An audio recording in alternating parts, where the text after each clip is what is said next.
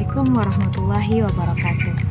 Perkenalkan, nama saya Rahma Indriani Syafitri dengan NIM 8604164193 dari Universitas Terbuka UPBJJ UT Padang. Pada kesempatan kali ini saya akan melakukan praktikum sederhana untuk melihat hubungan antara makhluk hidup, yaitu beberapa simbiosis. Yang pertama, simbiosis parasitisme, simbiosis komensalisme, dan simbiosis mutualisme. Pada saat ini saya sudah berada di alam terbuka. Nah, alat dan bahan yang kita perlukan untuk melakukan praktikum kali ini, yang pertama alat tulis, yang kedua tabel praktikum, yang ketiga alam sekitar. Dalam suatu ekosistem, makhluk hidup saling bergantung satu sama lain dan dengan lingkungannya. Hubungan erat antara dua spesies yang hidup bersama dalam satu habitat disebut simbiosis.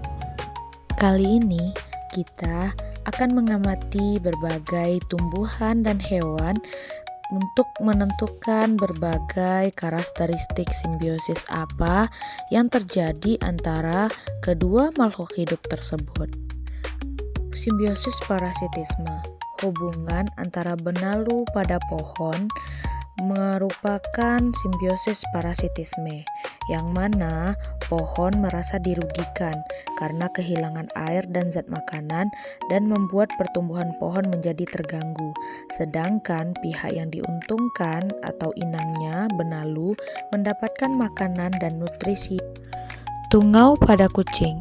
Tungau pada kucing termasuk simbiosis parasitisme karena kucing mengalami kerugian karena dengan adanya tungau mengakibatkan gatal parah, kemudian iritasi pada kulitnya, berkerak dan bersisik, bulunya menjadi rontok dan mengakibatkan skabies. Kemudian pihak yang diuntungkan adalah tungau, ia mendapatkan nutrisi dan tempat tinggal. Hubungan antara ulat pada daun tumbuhan. Tumbuhan mengalami kerugian karena daunnya rusak dan pertumbuhannya terganggu, sedangkan ulat mengalami keuntungan karena dia mendapatkan makanan.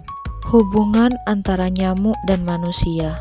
Manusia mengalami kerugian karena dengan gigitan nyamuk mengakibatkan gatal, kehilangan darah, dan tertular penyakit demam berdarah. Sedangkan yang diuntungkan, nyamuk mendapatkan darah untuk berkembang biak.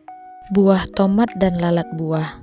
Buah tomat mengalami kerugian karena buah menjadi busuk dan tidak bisa dimakan. Sedangkan lalat buah mengalami keuntungan karena mendapat tempat untuk bertelur dan sumber makanan bagi larvanya. Simbiosis komensalisme. Hubungan daun sisik naga dengan pohon, yaitu merupakan simbiosis komensalisme. Daun sisik naga merasa diuntungkan karena mendapatkan tempat tinggal dan memudahkannya mendapatkan cahaya matahari untuk melakukan proses fotosintesis. Sedangkan pohon tidak diuntungkan dan tidak pula dirugikan. Begitu juga dengan paku tanduk rusa dan anggrek yang menempel di pohon. Simbiosis mutualisme. Hubungan antara kupu-kupu dan bunga merupakan simbiosis mutualisme karena pada hubungan ini ada dua pihak yang diuntungkan.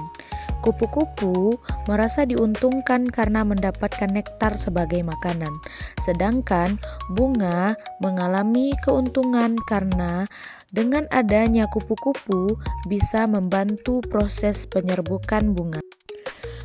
Kesimpulan praktikum kita kali ini, yaitu simbiosis merupakan hubungan antara dua makhluk hidup yang saling berinteraksi dan hidup berdampingan dalam suatu lingkungan. Simbiosis mutualisme yang saling menguntungkan, simbiosis komensalisme yang menguntungkan salah satu pihak tanpa merugikan pihak lain, dan parasitisme yang menguntungkan satu pihak dan merugikan pihak lainnya. Dari sanalah kita bisa mengambil pelajaran bahwasannya setiap makhluk hidup memiliki ketergantungan dengan makhluk hidup lainnya dan membutuhkan satu sama lain. Sekian praktikum kita kali ini. Sampai jumpa lagi pada praktikum selanjutnya. Dadah!